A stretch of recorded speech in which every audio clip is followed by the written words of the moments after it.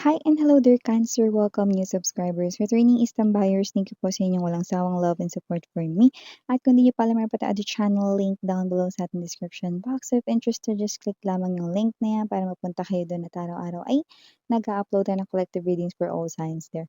At yun nga ang gender dito, so babae, lalaki, LGBT, lahat ay welcome. Pwede rin pong i-switch ang mga roles dahil possible magkapalit-palit kasi general reading ito. And at the end of the day, lahat ay may free will na free mong gamitin anytime, where at yun nga wala tayo rito 'no, na specific time period, pero kung may sabihin man ako ibig sabihin 'no, maaaring yun ang specific talaga ano na or estimate 'no, na time period for you. Guys, cross watchers ni Cancer, welcome ka rin. May Cancerian placement sa natal/birth chart, welcome din kayo. Let's see your messages, Cancer. Pero bago yan, pasalamatan muna natin si Archangel Michael kasama mga angel guides ninyo sa palagiang presence nila. So maraming salamat Archangel Michael, angel guides, for your presence palagi sa reading ni Cancer. Can we get messages for them, please? What this Cancer needs to know. Can you please show me? Oh, kunin natin to kasi mukhang gusto niya talaga magpakita. We have here the, Two of Cups. Yeah, I just heard, especially for you. Yan. Especially for you. Maybe this person here is seeing you as someone special. I do feel like that this is something here that's a new connection, okay? So we have here this Nine of Wands,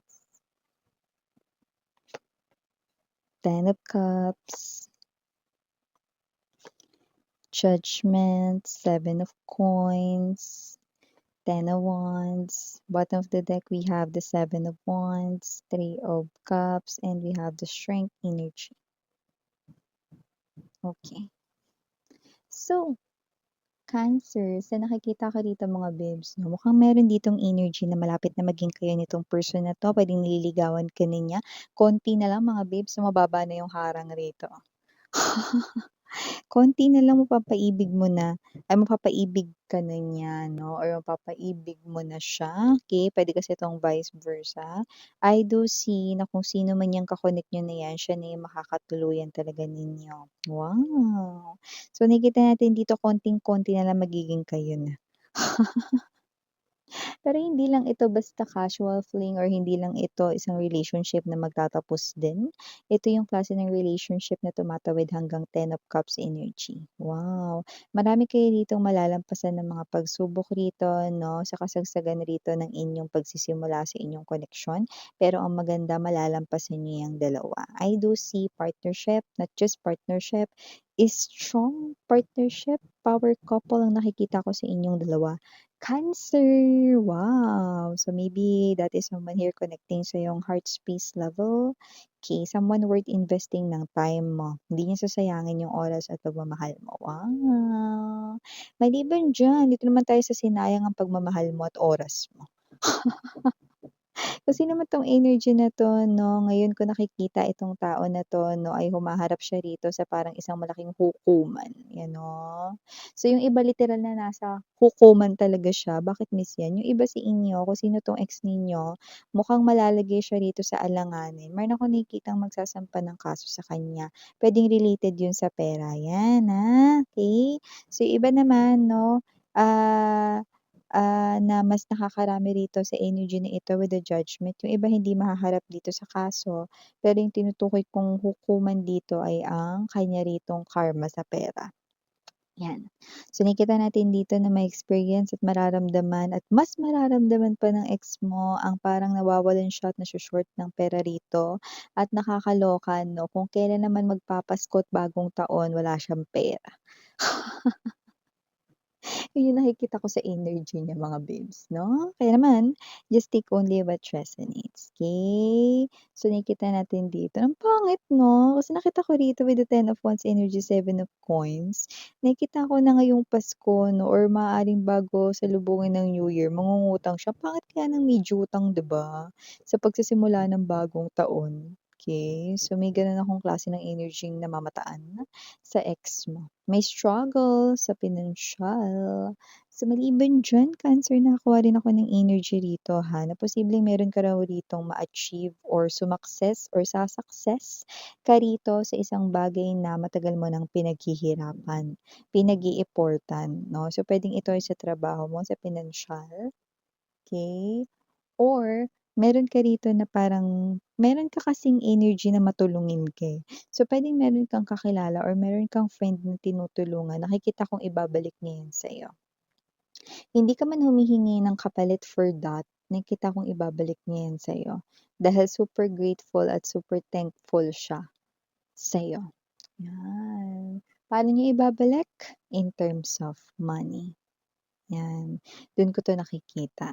And nakakita rin ako ng energy rito 'no, sa pagpasok ng New Year 'no, sa loob ng inyong family.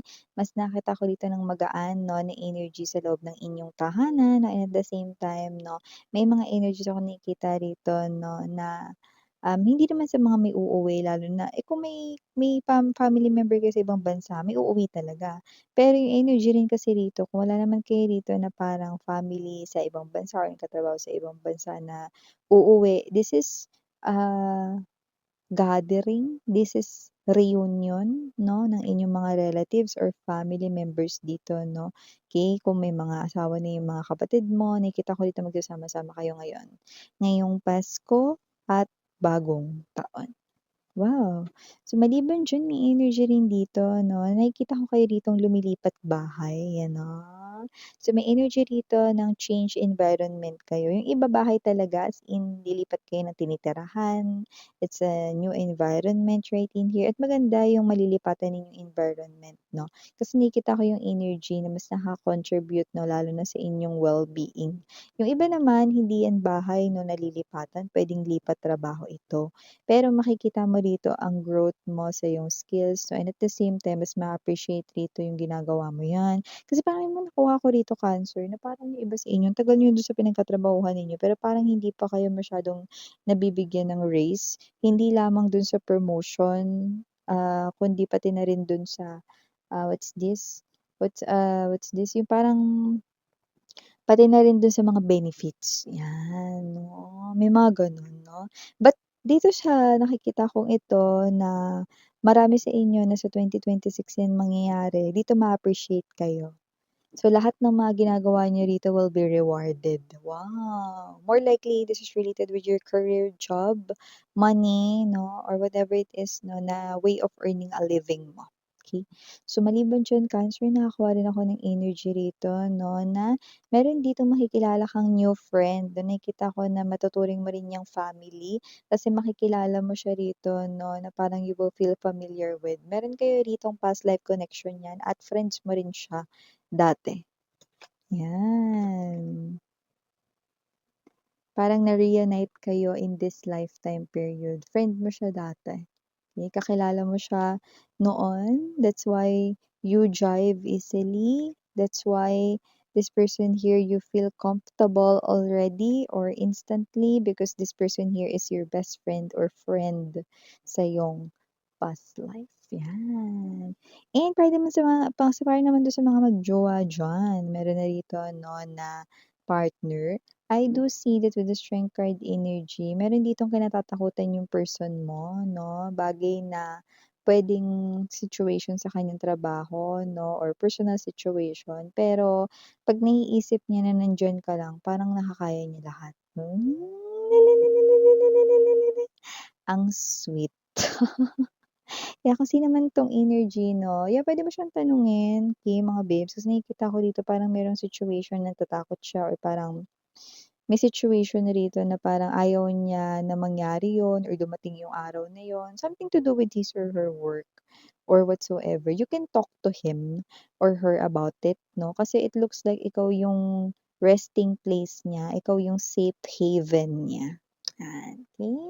So, aside from that, Cancer, may energy rin dito 'no, na posibleng may bumisita sa'yo dito pero maaaring, narinig mo pa lang yung boses niya, ayaw mo na siyang pagbuksan ng pinto. May energy siya na madaldal siya, maraming kuda, parang lahat napapansin. So, kung sino man ito, parang may energy rito 'no, na gano'n siya sa kanyang nature, natural niya na 'yun. Pero parang related kayo by blood, 'yan 'no? In-laws mo ba 'yan? Or 'yan ba yung ano mo, 'yan ba yung, tito-tita mo, 'yan 'no? Yeah, like may bloodline na dumadaloy sa inyo or family kayo, ayan nakikita ko dito. Family kayo by papers or by blood 'no, basta there's this family thing na nagko-connect sa inyo. Right? And yeah, those are all the messages para sa'yo rito, Cancer. Maraming salamat sa oras mo. And again, I'm Yuriana Oni. By the way, maaari palang meron dito mag-resurface ng mga memories from the past.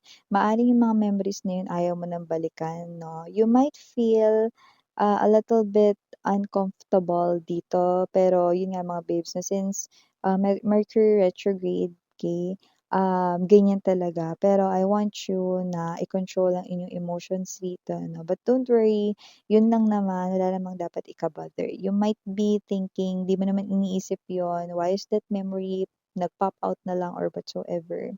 Yeah, it's because of the Mercury retrograde, okay? So yeah, these are all the messages. Thank you again. I'm Yuriana Oni for the girls saying Yana, do na for the boys. Harang hail, love and light. And meow.